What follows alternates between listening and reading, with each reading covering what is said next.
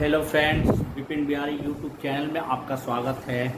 आज का टॉपिक रहेगा प्री कमीशनिंग ट्रांसफार्मर टेस्टिंग क्या क्या होते हैं। जैसे आपने ये कोई साइट स्टार्ट करते हैं या कोई सबस्टेशन स्टार्ट करते हैं या ट्रांसफार्मर इंस्टॉल कर दिया गया आता है, उसको ऑन करने से पहले हम वेरीफाई करते हैं क्या क्या टेस्टिंग हमें करना चाहिए जिससे हम वेरीफाई हो जाए और कोई प्रॉब्लम ना आए। तो बहुत सारे लोग जैसे टेक्नीशियन हैं, सुपरवाइजर हैं या कोई भी इंटरव्यू देने जाते हैं, ट्रांसफार्मर के बारे में बहुत सारी चीज़ें बता देते हैं, सेफ्टी बता देते हैं, ट्रांसफार्मर होता है कैसे काम करता है, सभी बताते हैं। लेकिन कभी कभी इंटरव्यूअर जो उनको उस मोड़ पे ला के खड़ा कर देता है जिसको वो बता नहीं पाता। अगर जानते हैं तो अच्छी तरह से बता देते हैं और थोड़ा बहुत जानते हैं तो कॉन्फिडेंस लेवल जो कम हो जाता है उनको। तो कॉन्फिडेंस लेवल को इंक्रीज करने के लिए मैं आपके लिए क्वेश्चन लाया हूँ। जैसे मैंने लिखा हुआ है व्हाइट बोर्ड पे, pre commissioning test of transformer, यानी pre commissioning of test of transformer क्या क्या हम करते हैं, जिसमें से आपको जो है 9 टॉपिक है। 9 में आपको जो है वोल्टेज रेशियो टेस्ट जो होता है, वोल्टेज या टर्न रेशियो टेस्ट या वोल्टेज रेशियो टेस्ट होते हैं। सेकंड आपको मैग्नेटिक या कोर वैलेंट टेस्ट है। थर्ड में आपको मैग्नेटिक करंट टेस्ट है। 4 में आईआर टेस्ट, आपको आईआर टेस्ट यानी इंसुलेशन रेजिस्टेंस है, लगभग सभी लोग जानते हैं वो टेस्ट है। फिर फिफ्थ में आपको वेक्टर ग्रुप टेस्ट है और 6th में आपको ऑयल टेस्ट है और 7th में वाइंडिंग रेजिस्टेंस टेस्ट है और 8 में बुकोल रिलोड टेस्ट है और 9th में आपको टेम्परेचर इंडिकेटर टेस्ट है। तो एक एक करके मैं आपको समझाते जाऊंगा, आपको क्लियर करते जाऊंगा ये टेस्ट होता कैसे है और क्या होता है, क्यों किया जाता है। वो चीज़ आपको केयरफुली लर्न कीजिए और वॉच कीजिए मेरे वीडियो को और देखते रहिए कंटिन्यू, और बार बार उसको रिपीट बैक करके आप देखेंगे तो आपको आराम से समझ में आ जाएगा।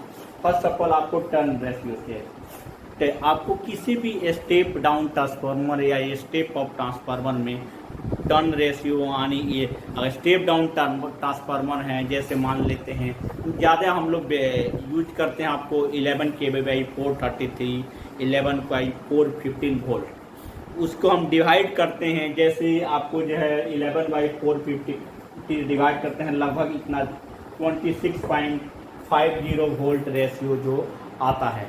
तो उसी रेशियो में आपको चाहे जितना मर्जी वोल्टेज अप्लाई कर लीजिए, अगर इस रेशियो में आता है जिसके अकॉर्डिंग या स्टेप बाई या आपको जो है टैप के अकॉर्डिंग आपको उसमें नेम प्लेट पे डेटा दिया रहता है, तो डेटा के अकॉर्डिंग आपको मैथ कर सकते हैं ये कैसे कैसे प्रोसीजर है टेस्ट करने का।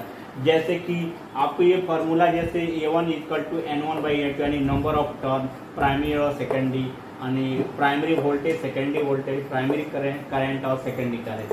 इसी कंडीशन में आपको सब चीज़ मिल जाएगा।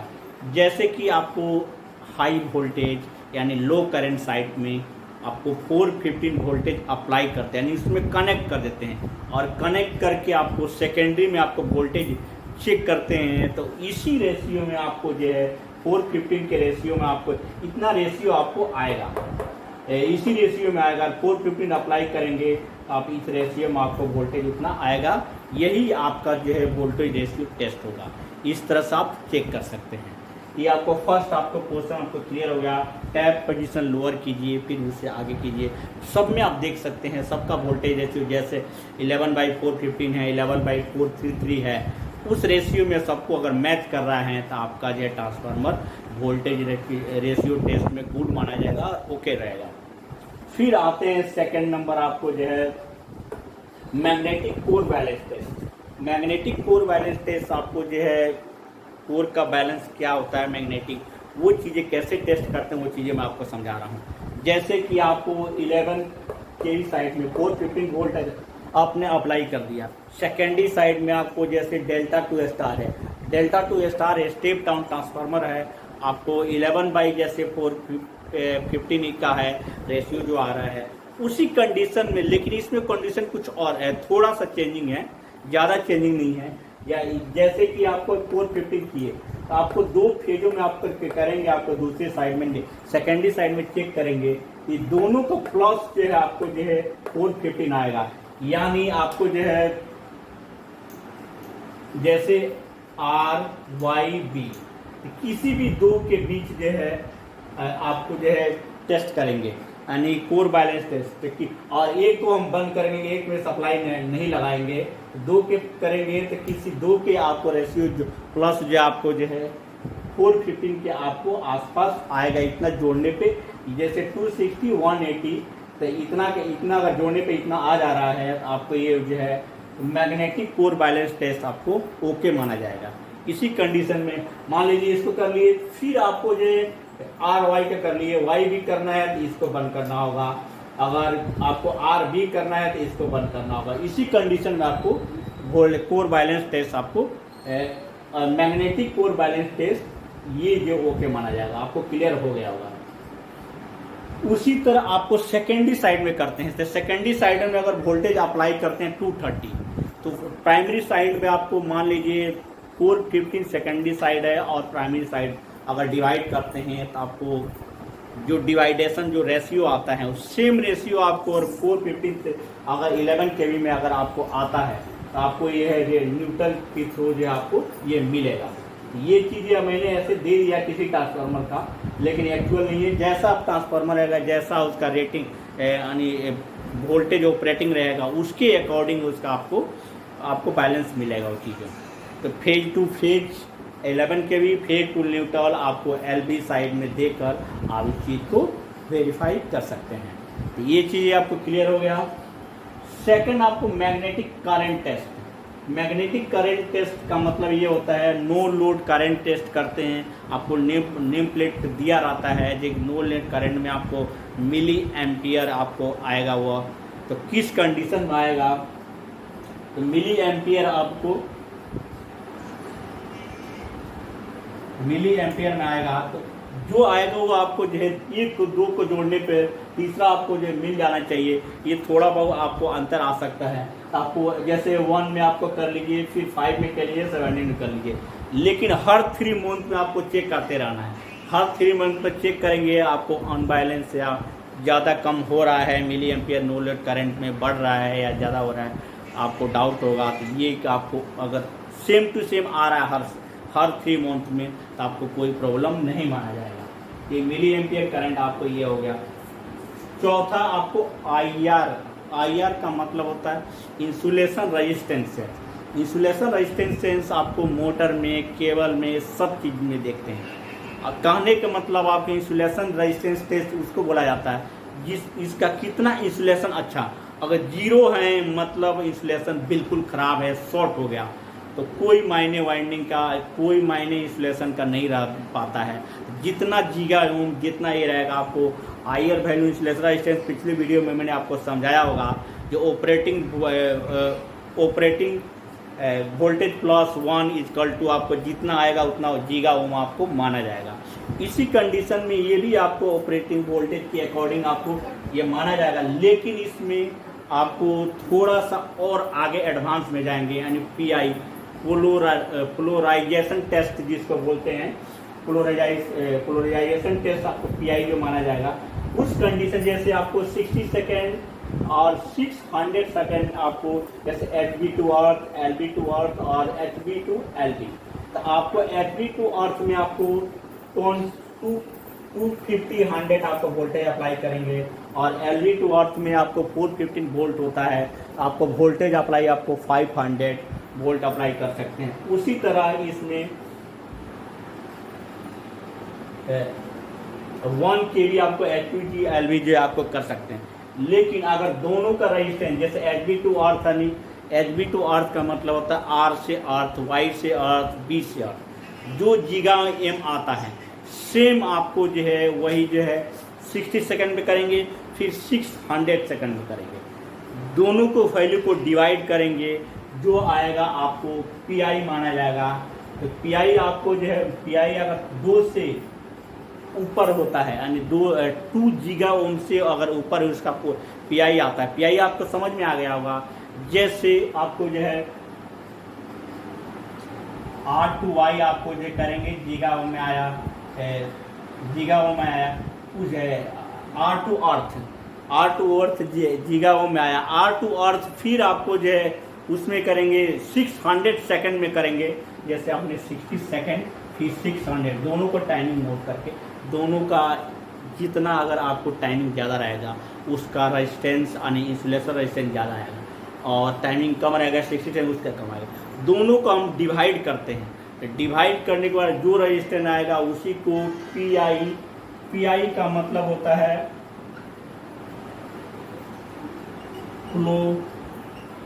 Polarisation test. पोलराइजेशन वो बोलते हैं, पीआई पोलराइजेशन इंडेक्स बोलते हैं।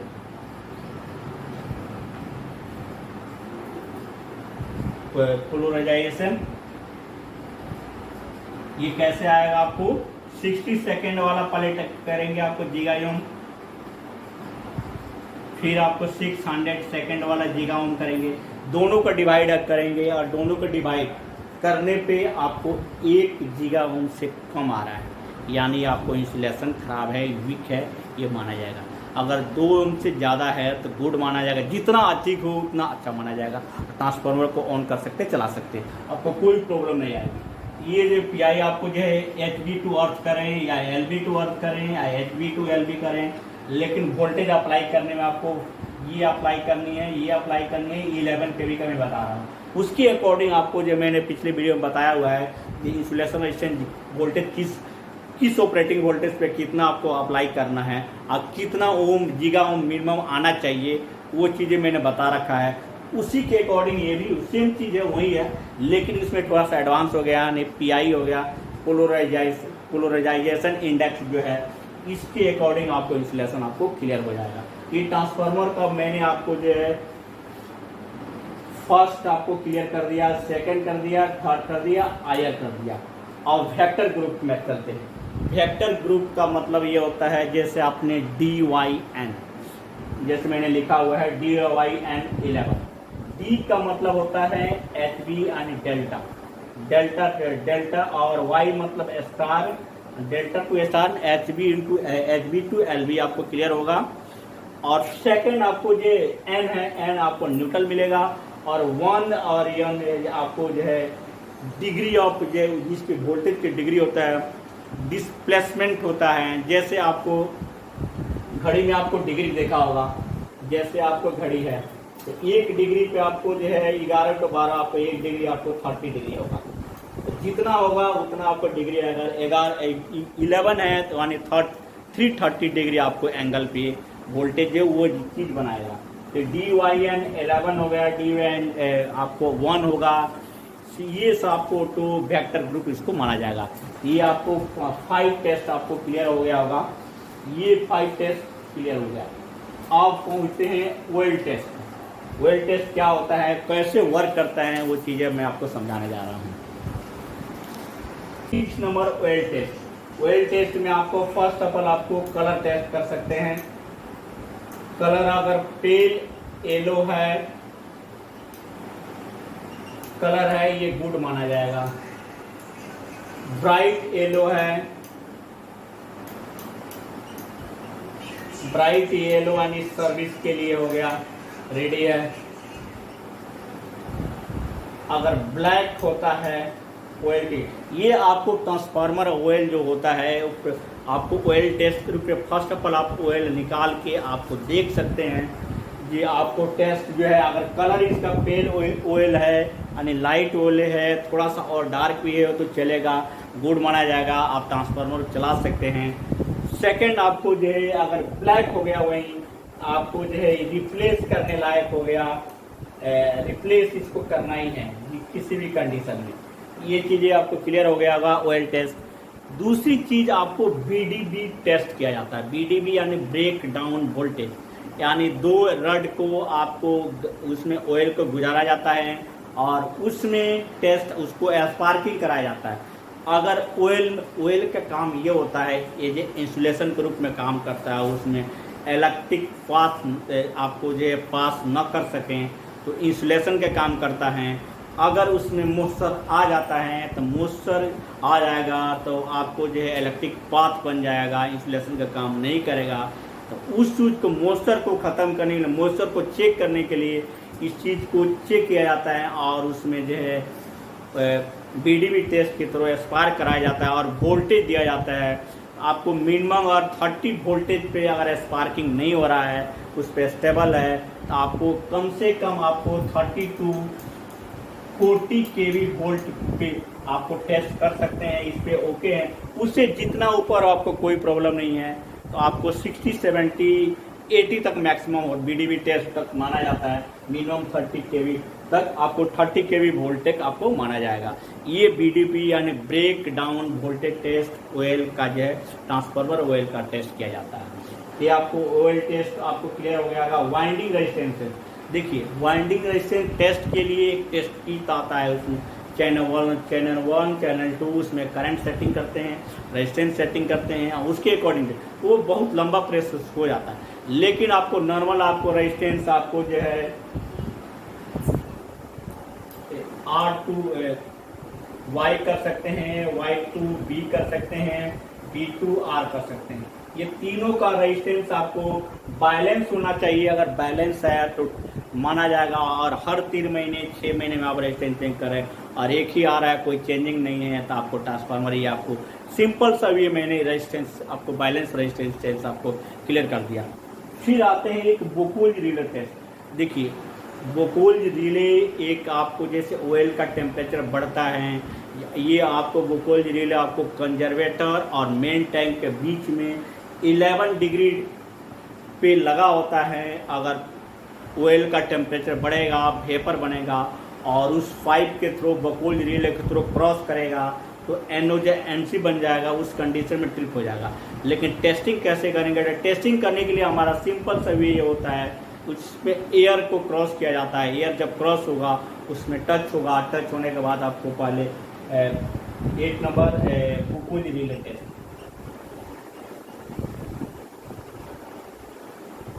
बोकोल्ज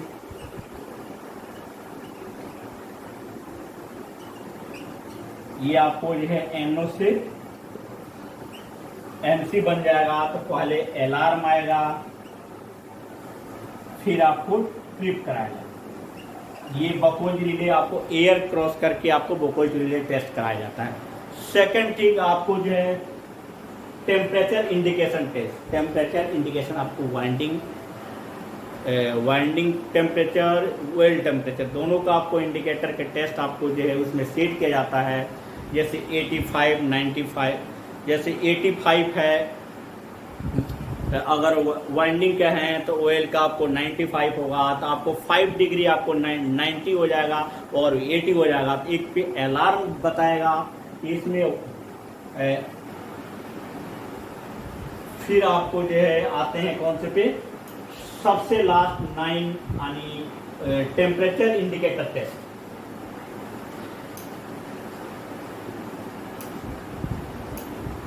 winding, alarm, trip, oil, alarm, trip. देखिए इसमें एक घड़ी होता है, इसमें अलार्म और ट्रिप को उसको टेम्परेचर को इंक्रीज करेंगे और इंक्रीज करने के बाद नोब को आगे की तरफ बढ़ाएंगे। जिस टेम्परेचर पर जाके अलार्म दे दिया, यानी वाइंडिंग का अलार्म दे दिया, वो टेम्परेचर आपको वाइंडिंग टेम्परेचर टेस्ट आपको ओके माना गया।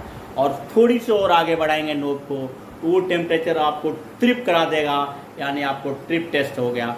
अलार्म और वाइंडिंग और ऑयल का सेम आपको दोनों के जो है इंडिकेटर मीटर होता है, घड़ी जैसा होता है, सुई का नोब होता है, और उसको आगे की तरफ हम रेज करते हैं और रेज करने के बाद ये टेम्परेचर टेस्ट माना जाता है।